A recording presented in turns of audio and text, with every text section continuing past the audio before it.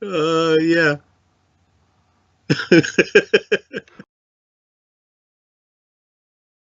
It, Who, reading my phenomenology, wanted to, I was pretty clear about, I mean, anybody familiar with my older writings could easily have seen the analogies to Story Now and Step On Up.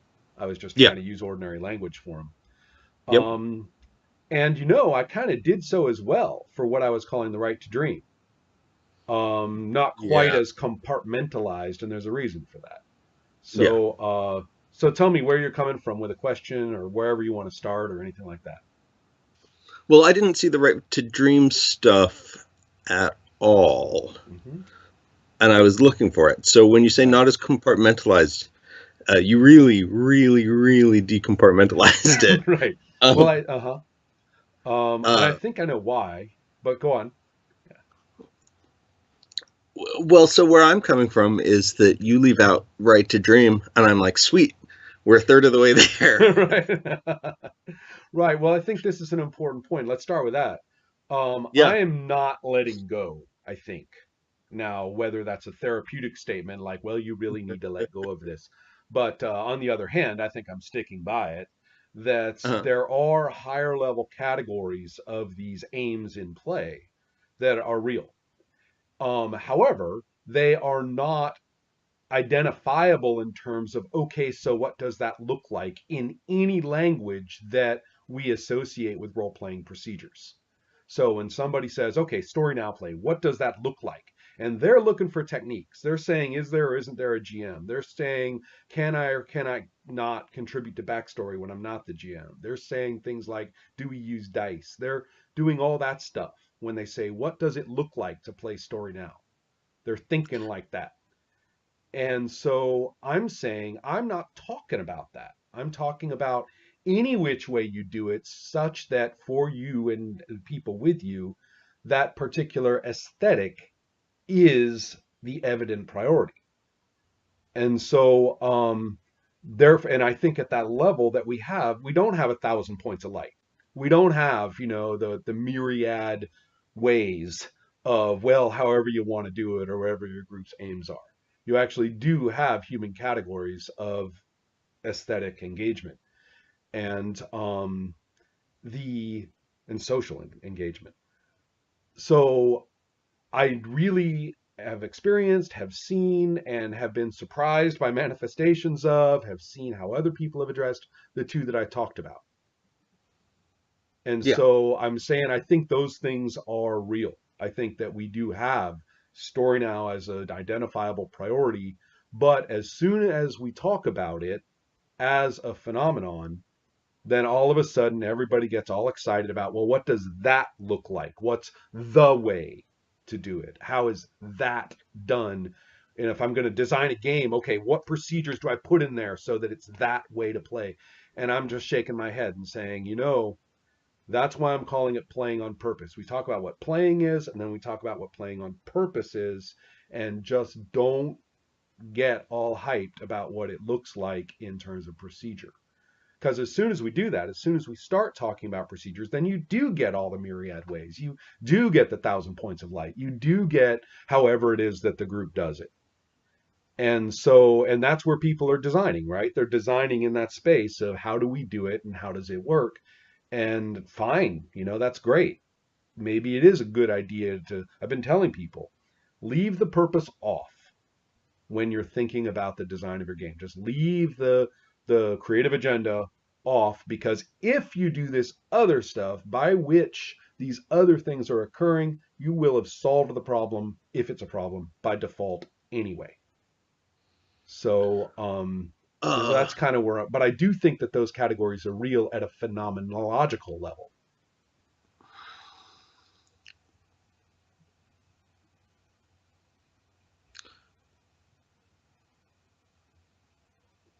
yeah. I um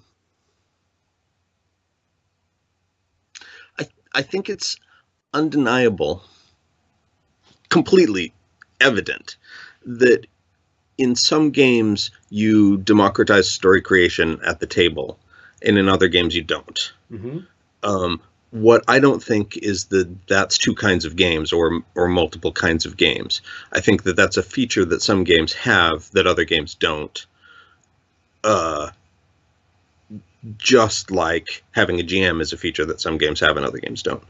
Right. That those um, those categories, Step On Up and Story Now, um, are not high-level categories. They are features of games that exist in the technical soup of game design, and that what you have in Playing on Purpose, right? Which I totally would never dispute Playing on Purpose, right? Mm-hmm. What you have in Playing on Purpose is recognizable from other games as the object of the game.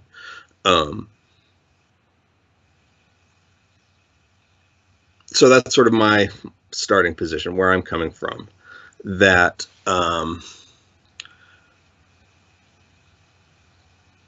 that we can recognize the existence of Story Now, and we can design for it, but it doesn't mean kinds of games, and it doesn't mean creative agendas at the highest level or at the outermost level or at the fundamental level or at any special level. That is just something we can do as game designers and game players when we want to. Does that make sense? It well, it As a makes position. as a position, it makes sense. I find it difficult to make synonymous to identify these things as two things, or sorry, as the same thing. One of them being, for example, whether you use one die or 10 dice or no dice or a special customized deck of cards.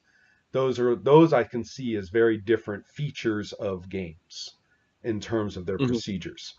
We can even make them slightly more abstract. You and I like to talk about IEE all the time, and stuff, and we can Yeah. talk about the different ways that different games do that. And so I see those as definite features. Not only are they textual features, but you can really see them being very different in play. The way that in the two of the games I'm playing right now, the combat sequence of RuneQuest is extremely different from the combat sequence of Champions. They're contemporary games. Some are playing rules from 1980 and 1985. Mm-hmm. And so they are, and philosophically, there's a lot in common there, but the procedures are different. You can say this game goes this way with these ways to do it, and this game goes that way with these ways to do it. In two games where combat's really important.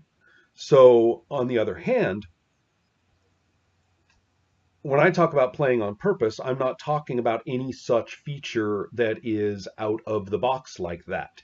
It's not embedded in. It's better understood as a success state or a failure state of play based on what people want to do with this set of material. The fact that uh, it's not utterly adaptable. I mean, you take any set of features and you play them as they are, and oh goodness, you can do Story Now with it, whatever. The fact that you can't do that's really interesting to me, but it doesn't mean that Story Now play or as a purpose could be uh sort of slotted in there as a dice mechanic, slotted in there as a feature of the text and a feature of the a feature like a rule, of that kind. It can't be. It's only whether that entirety could possibly be very helpful in that regard or not. So I can't see it as just a feature of game design like having a GM or not having a GM. I see it as a feature of play that is either more easily or less easily emergent from what we're doing. Well, it's certainly emergent. Um, I'm with you there.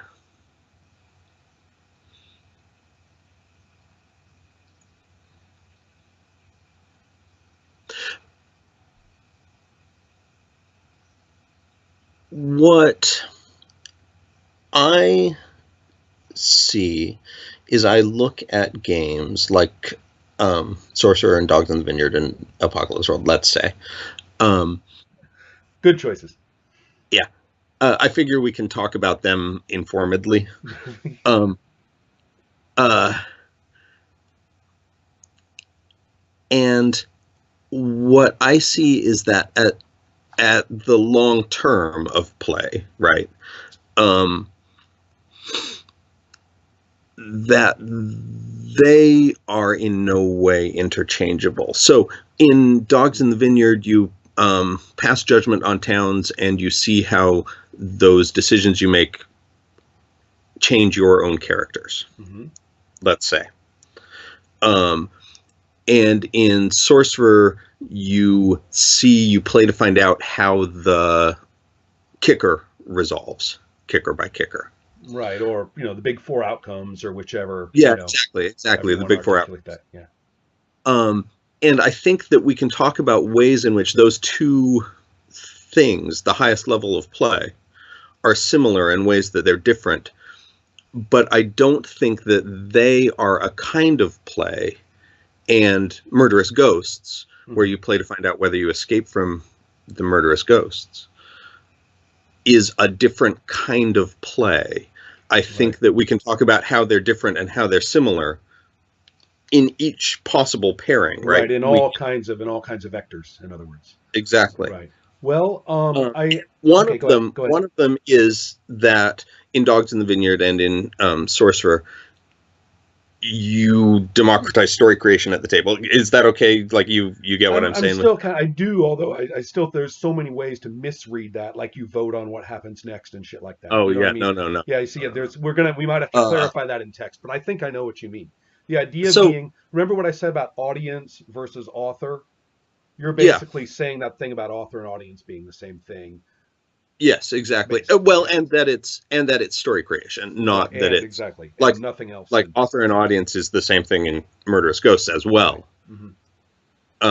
But in Murderous Ghosts, uh, a satisfying story in the rising conflict resolution sense, right? Or right? I agree. Again, we're struggling with centuries of vocabulary that's badly suited for what we're talking about. So I Yes. totally get it. But But no, right, go so I ahead. think you Finish your can thought. compare those across vectors, and one of them is that. One of the vectors is definitely that. But that's not the only vector, and it's not the specialist vector, from my point of view.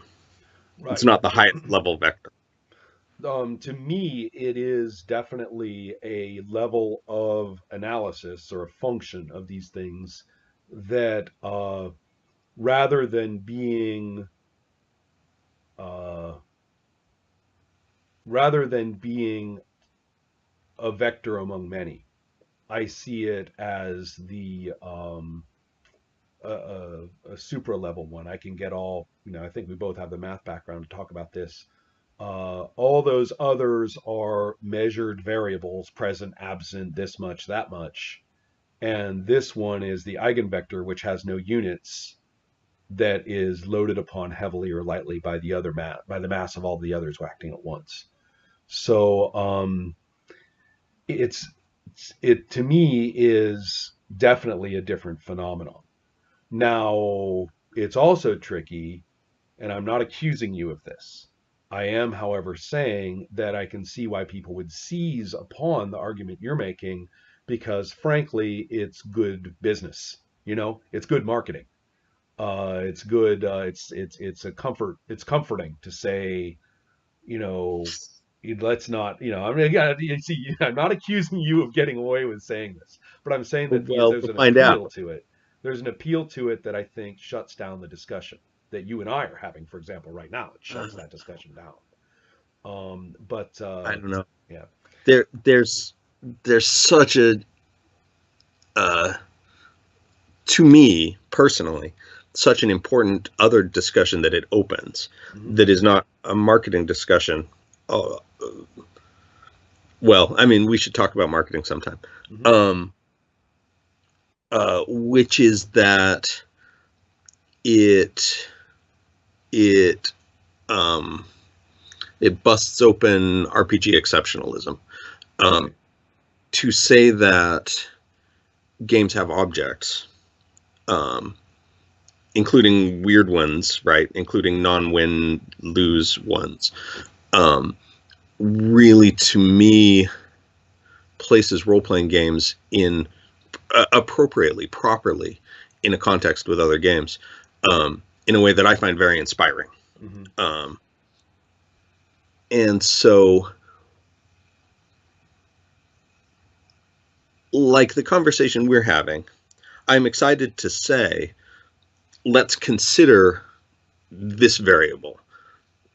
Let's consider there to be, for our purposes today, there are two kinds of role playing games. Um, but I don't think that that's true. Like I'm Yeah. always willing Yeah. to entertain that. Right. Um, so I Well. don't. So I don't Mhm. think I'm. I don't think I'm losing this conversation. And we should talk about marketing sometime. But there's this other conversation about role playing games as games. Uh, that that I have found very fruitful as I've had it with myself and with the people around me. Um, that that RPG exceptionalism really shuts down, um, and to say that you know there are kinds of role playing games in this way. Story Now is a exceptional role playing game phenomenon. Um, I think interferes with that other conversation I really want to have. Does that make sense? It does. Okay. There's a couple of interesting things here. One is the notion that I'm saying either now or then, and picking over the past is always a great time. Yeah, let's Um, do that as little as we can. but I really am not sure that I don't think I've ever said that there are three kinds of games, or in this case, two kinds of games.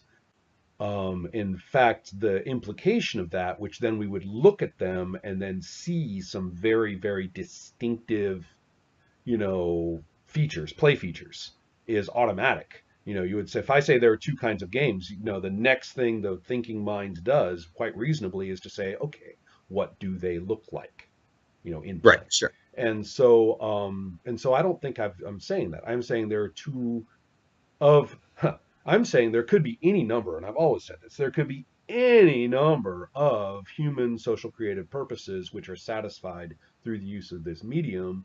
I know of, or there in what I said before was there have been proposed three, and I get two of them. And then I was dealing with a community that was extremely insistent on the third as well. Yeah. So that is when we'll talk about that in a second. Because I got where's yes, I have notes on that for this conversation. I But I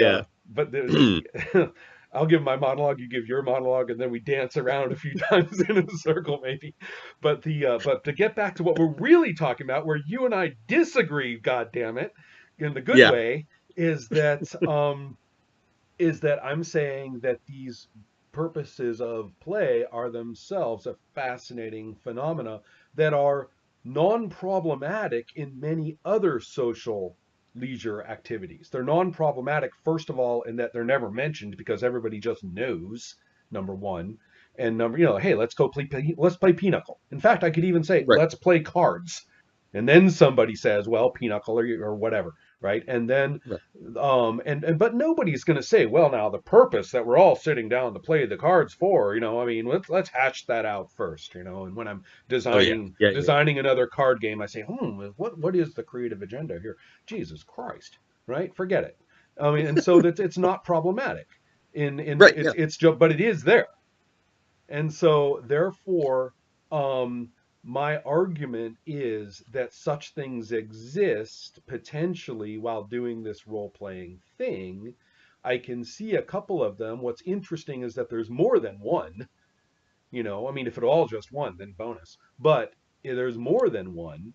And if only there was just one, and we never could have had this conversation in the first place. And then therefore it is of interest to talk about it if we're trying to suss out what this thing is in the first place. One of the biggest things, and it's right there in my 1999 essay, and I can actually see it through the course of all the later discussions, the inadvertent but necessary decoupling of phenomenology versus design, whether historical or practical in the moment or whatever. Okay. Because the phenomenology doesn't give a shit about the design necessarily. It might dip into different existing design features as examples and stuff, but that's all. um, to discuss the design, a lot of the phenomenology, you just black box it and say, okay, well, it's that way for me, and that's what I'm going to do. Um, and so, therefore, to suffer over that level of the phenomenology, the purpose, while engaged in design and design debate, is really fruitless. It's really, really unproductive. And so, I mean, maybe it's productive for some folks to kind of get a handle on where they're coming from or to deal with problems. And I really think that having different purposes at the table of this kind is really toxic. But See, so, this is what I have notes about. Okay, go okay, ahead. all right. So, but I am talking about these really larger scale. Remember our pigs talk from long ago. I'm talking about that kind of clashing set of priorities is not very fun for anybody. Um, the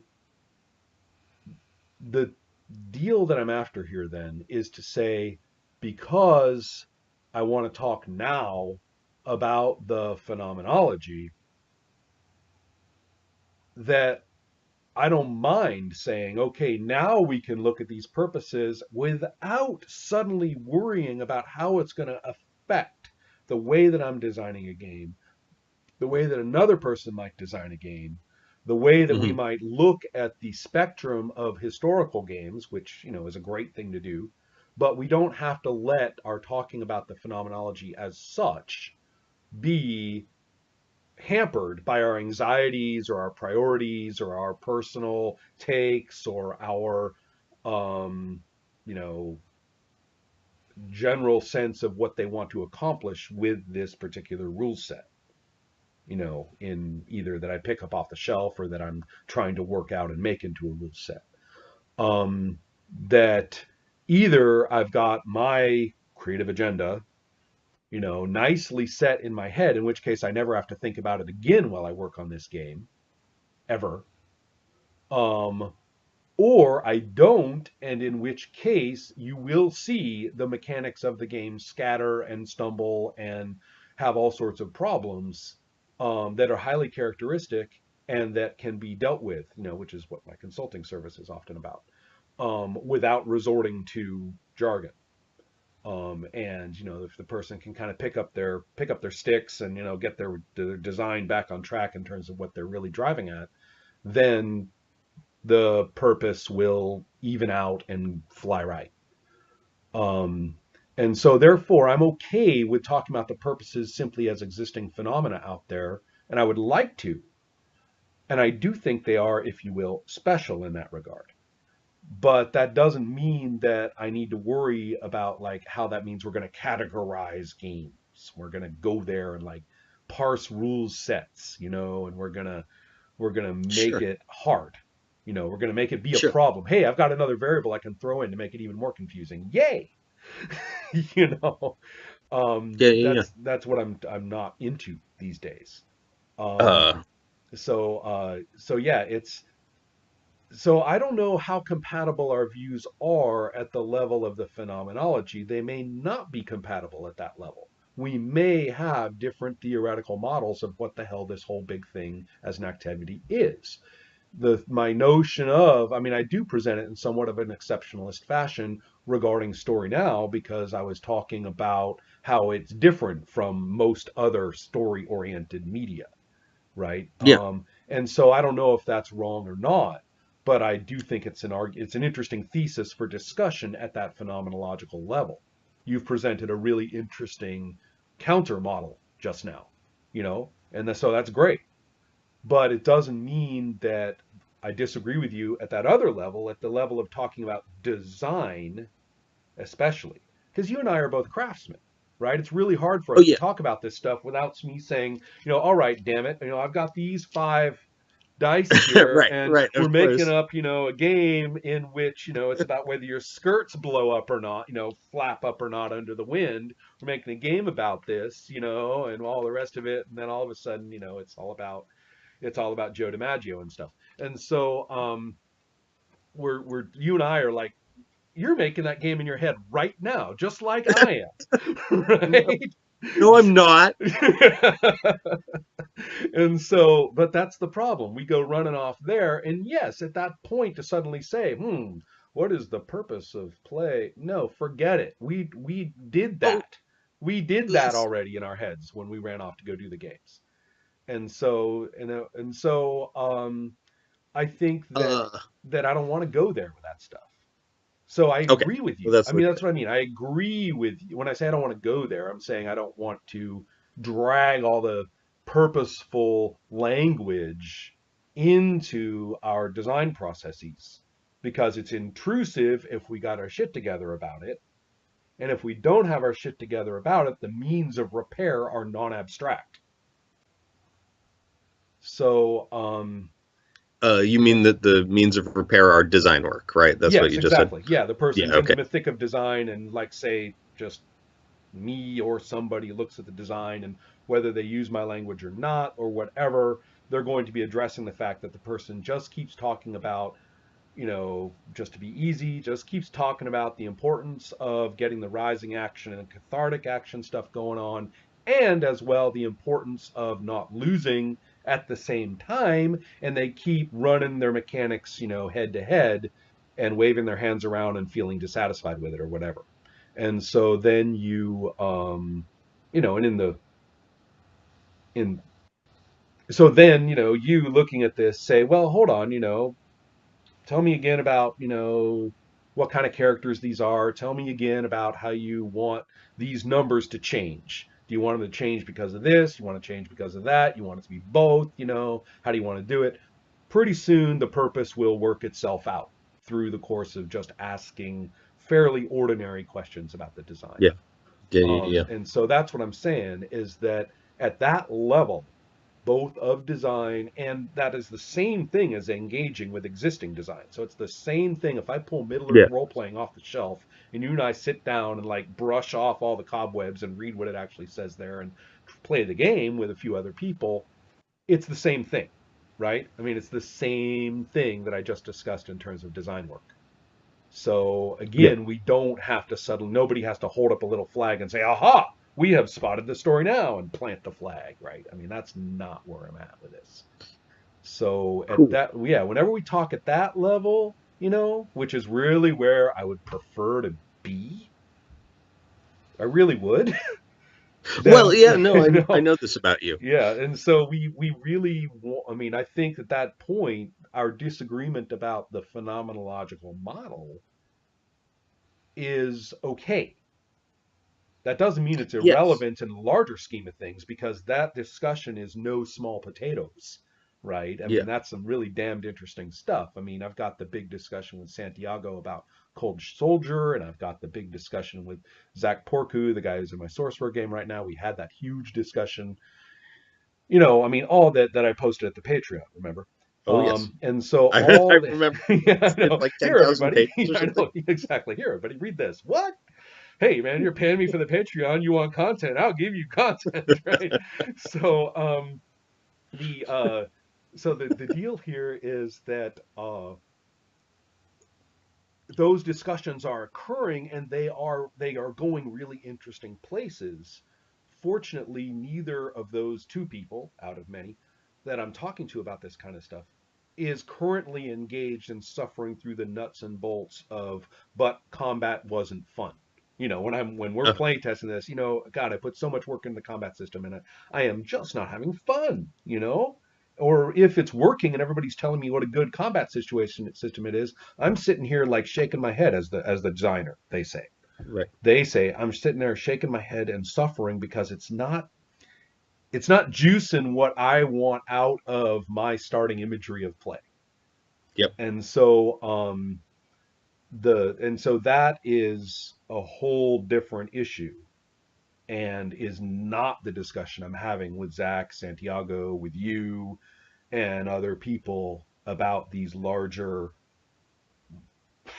I don't want to say abstract. They seem abstract relative to like whether you use a 10-sided die or a 6-sided die. They seem abstract, but in the social and creative space, they're not abstract at all. I mean, in terms of real humans sitting around a table, these things aren't abstractions, right? The purposes of play and the sense of genuine shared fun that we did or did not Oh enjoy yeah, ourselves.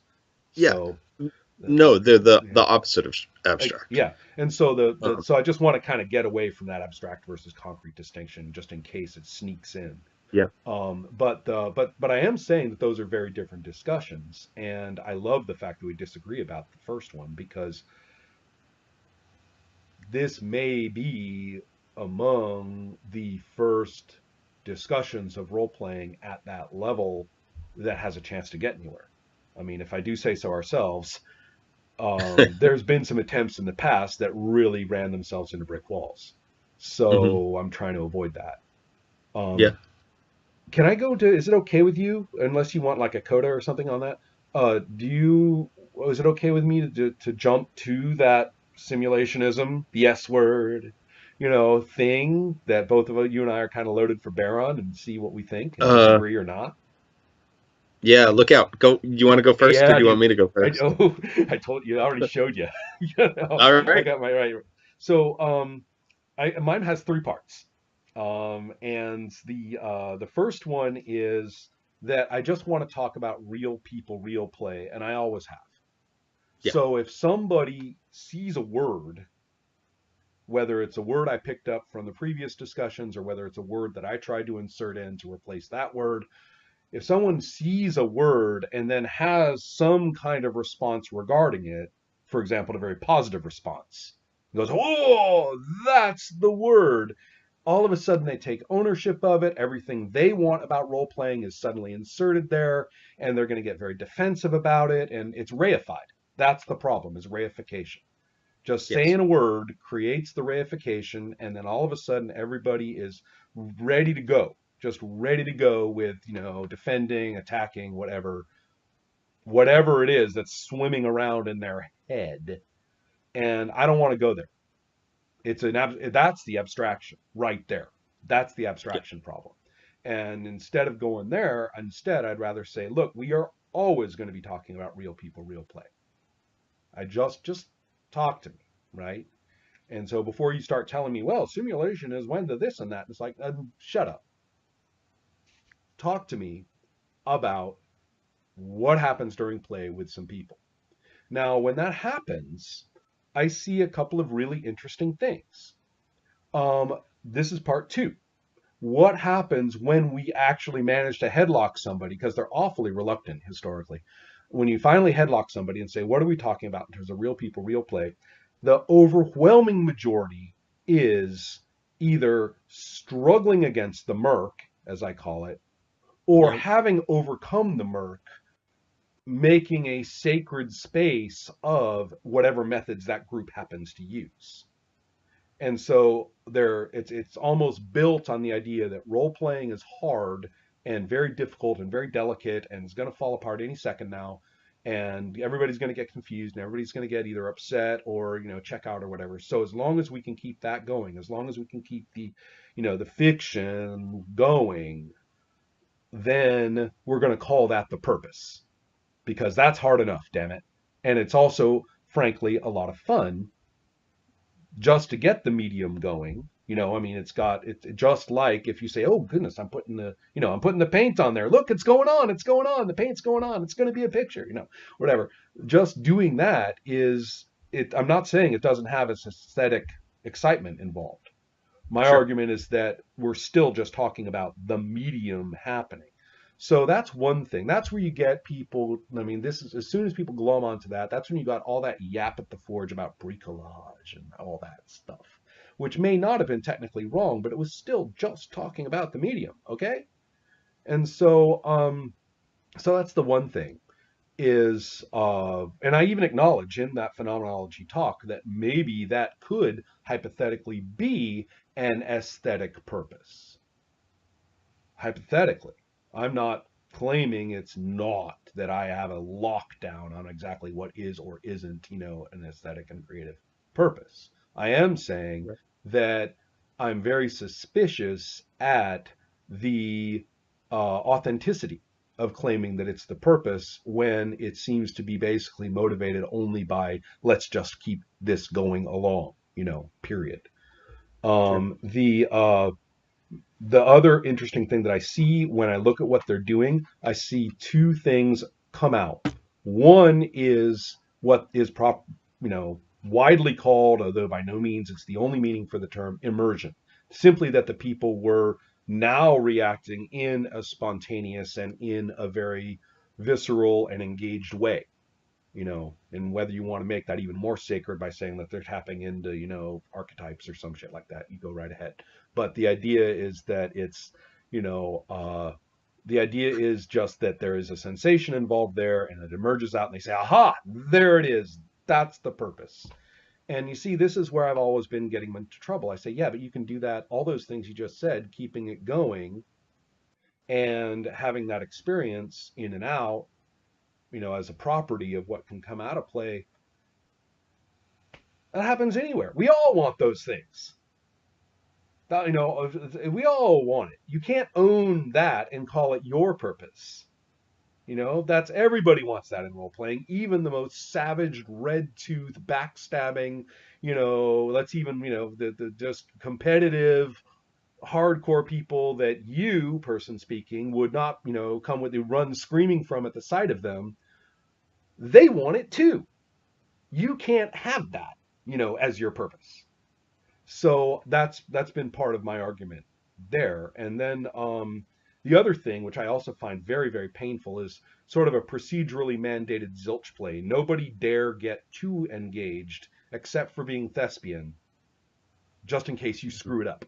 You might say the wrong thing. You might say something that I'm not prepared for. You might say something that takes us out of our agreements. You might, oh no, and so it that sense that we're going to just procedurally mandate that everything just kind of bump along and every rule that we use gets double checked and triple checked with the guy at the table who manages these things, and it'll all just bump along and we'll all just, and it'll work. The only virtue of this is that it will work as simply making the fiction go along. The only problem is that it's boring, and anything that I call observable fun among human beings is visibly not evident when you watch them. There's one other thing, and there is a person you and I know who I shall go, I'll edit them out if I happen to slip and mention their name, who has been one of the most vocal proponents of the genuine existence of, to use the old word, simulationism as the creative priority. Mhm. Very, very big on it. That person is the most hardcore, slightly passive aggressive stealth step on up player I have ever met. Every single time I've ever played with him in any game. He will convert it into beating the game, right? Like, I'm better than this game because I solve the way you get the points. And, finding something in there that they consider a win condition and saying, I got it, and you're kind of like, well, who gives a fuck whether you got it? I mean, it's cool that your character has worked out this way, right? But how is that a thing, And then or frankly, unfortunately, outdoing other people at the table in some variable that for some reason they have chosen to be of importance to them. Right. And so this will happen. And I'm thinking of this and I've seen it with the player multiple times. And yet then they get on and it's all this principle based talk about how, it's really the highest priority is to achieve kind of a virtual reality of play, and all that kind of thing. You're kind of like, really?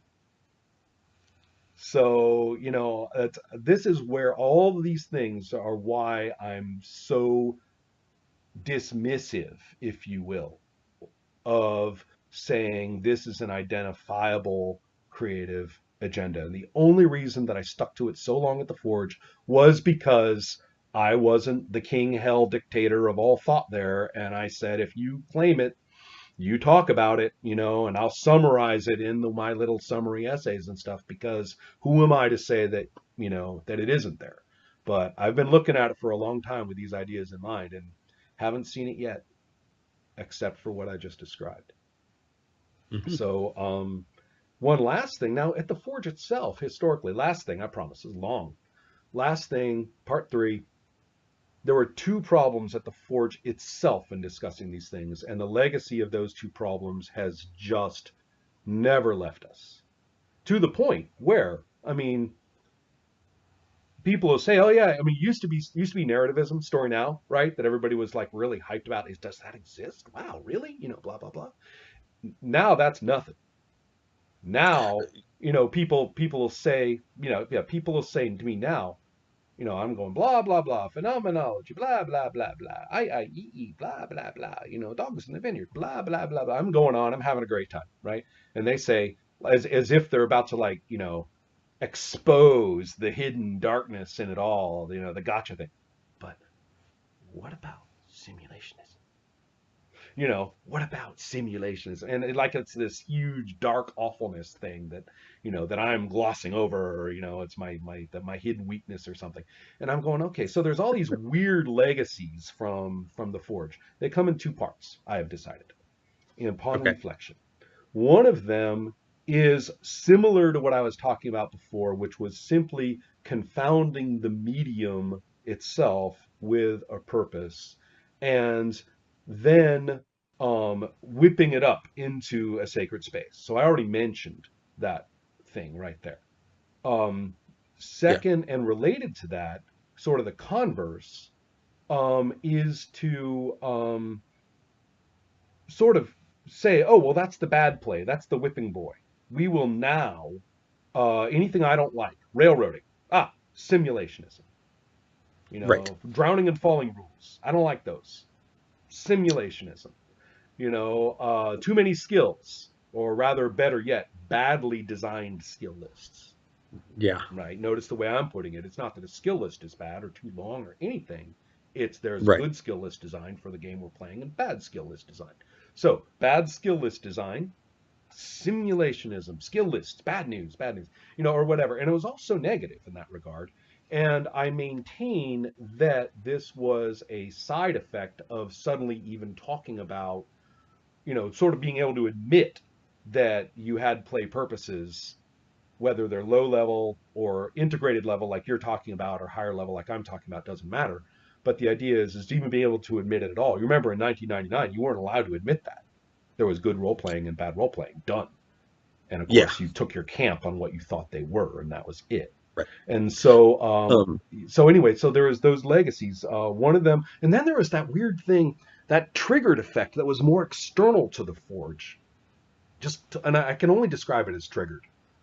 A person would just go into paroxysms of rage that they were being criticized or named or something. They would identify with the simulationism, whatever it was in their head, but they would identify with it, and they would be furious.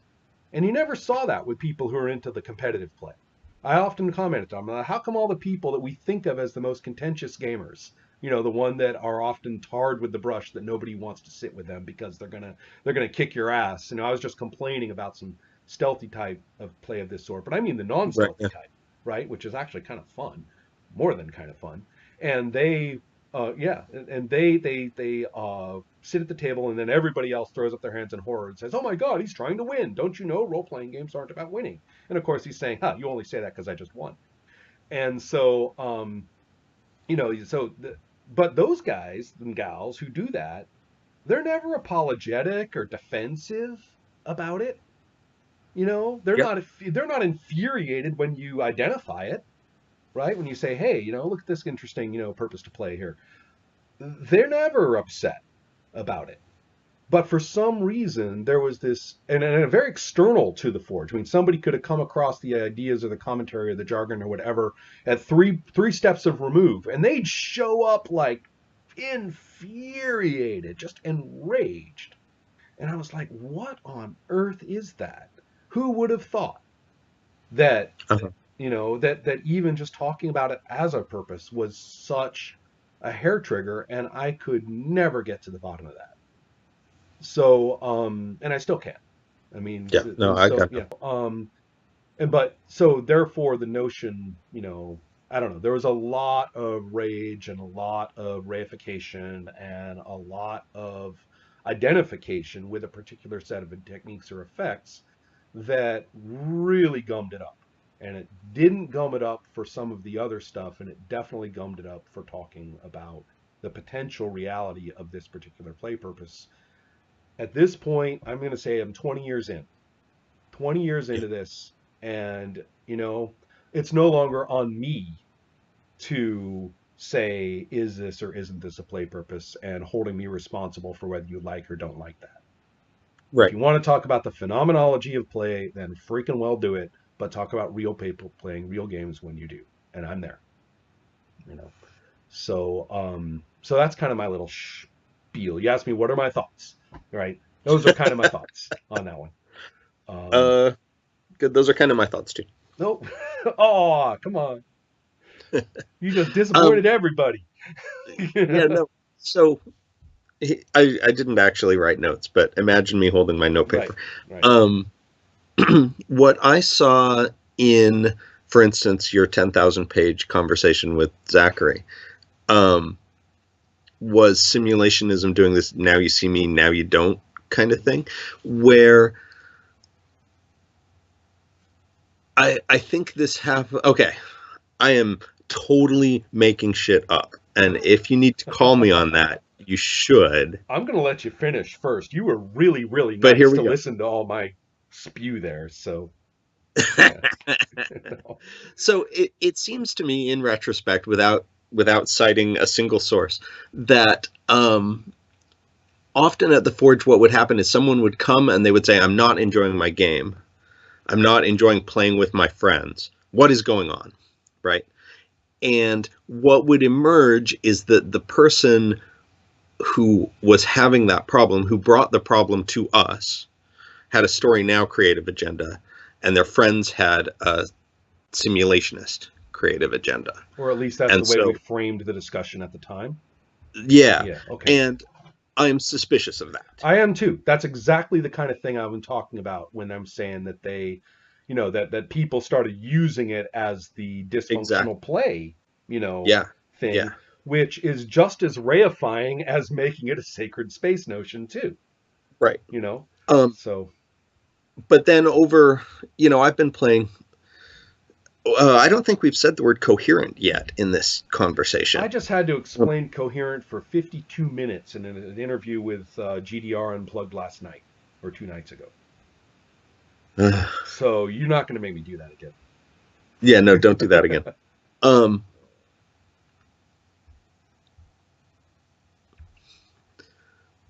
well, okay. No, So, go ahead.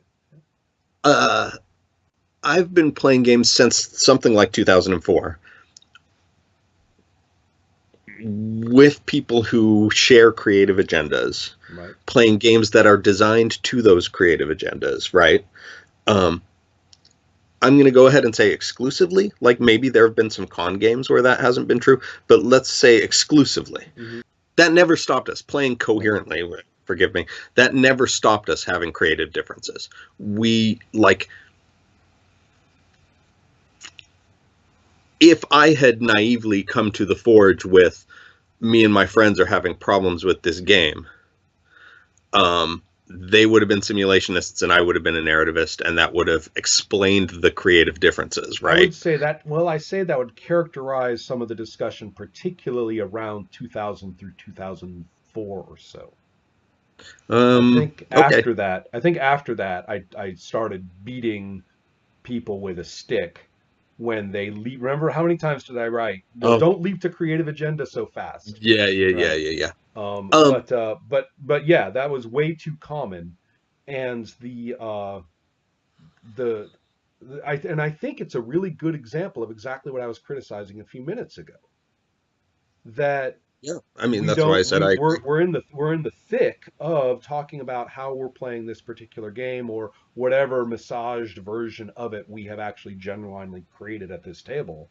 We're in the thick of actually doing this, and the last thing we need to talk about is playing on purpose, because we will either find out that there isn't one by examining what's going on, or or it will be irrelevant.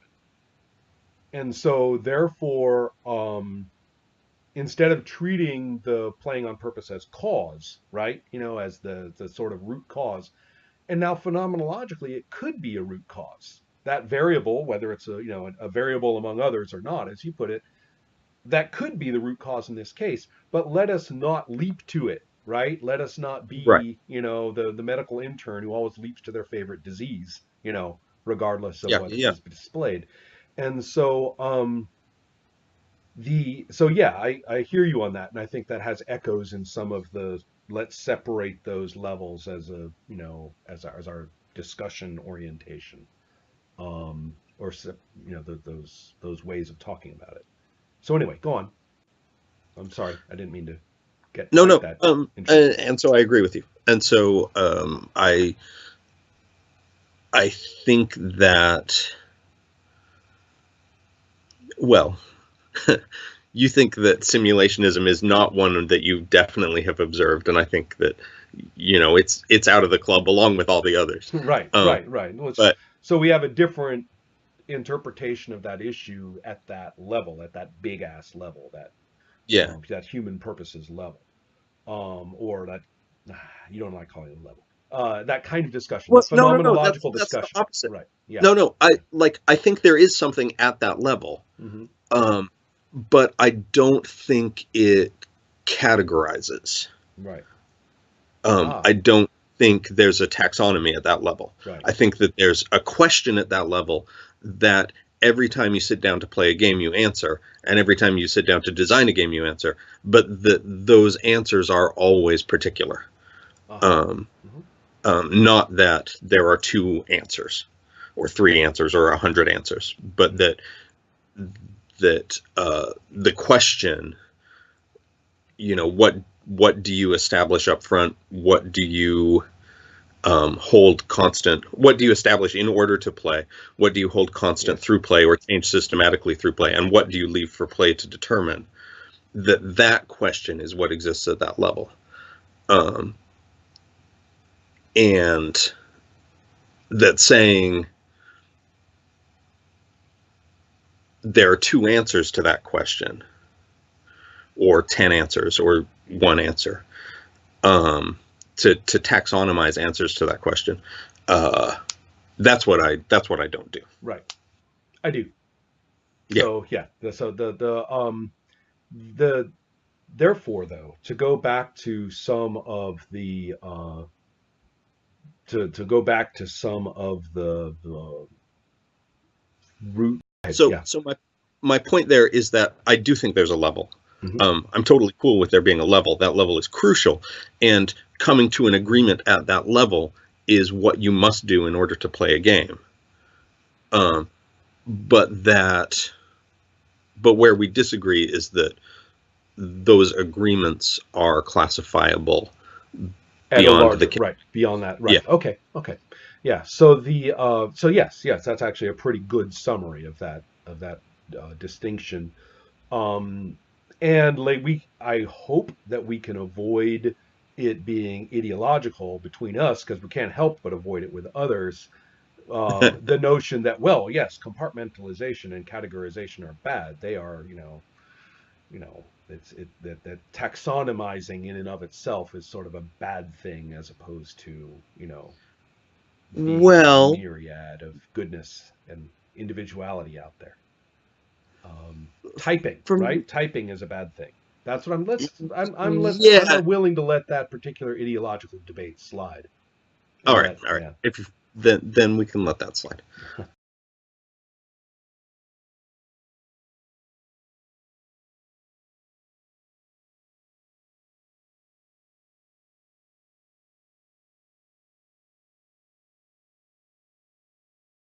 Um, um, like all I would say about that anyway is that this allows me fruitfully, me personally Yes. fruitfully, to place it in context, role playing in context with other games. Right. Um, Right. It's Not because, that yeah, it's kind of interesting. it's For me, bad. I find it useful to place it in context with other activities when I'm talking to people who are unfamiliar with or barely familiar with the activity. Hmm. And that when I talk about, the story now and step on up stuff in very, very human terms, like I tried to do in phenomenology, Yep. in the videos, when I talk about it in those very human terms, the people I'm talking to seem to get very oriented and then get very enthusiastic about trying it out. Hmm. So that's part of what I'm working with as well. That for whatever reason, maybe it's a bad reason, and their heads are too compartmentalized and categorized and typological, but they like it. Yeah, So that's interesting. So that's kind of where I'm coming from at that point. that is interesting. I think that, um, because I wouldn't say I turn people off by telling I'm them, not saying you you do. Yeah. no, no, no. Yeah. Yeah. Um, so I think it might just be that our enthusiasm is infectious. I think that Ah, we could swap explanations, and if we presented them enthusiastically, people would respond to them. Um, interesting. uh, Nobody's going to be able to because answer that question. At least not ours. You and I are not going to be able to answer that yeah, no, no, question. no, All right. So, cool. That actually kind of hammers out some of that stuff, and yeah, certain mysteries remain. I find what's really interesting. I first started a written response to your question uh huh, in the at the Adept play, and the first line of it was, "Oh, who for fuck's sake cares?" You know. uh huh. And so then I went into the little outline, that I was using, as I was trying to parse things out. And by the time I kind of was able to work out that outline, I was like, you know, I still don't know why, but evidently, historically, somebody did. Somebody's did. Somebody's cared. Yeah. And Yeah, so that I'm willing to leave that a mystery, cared in terms of to say or to say, well, rolling to hit in a sequence of fictional time, right? So first you roll a hit, then you roll your damage, then you do that. Okay, well, that's simulationist. And you're like, what on earth are you talking about relative to anything I wrote, right? What on earth yep. could you possibly mean by that? But that's what they'll tell you. Hey, Surprise! surprise indeed. Good Good morning. morning. Good morning. Great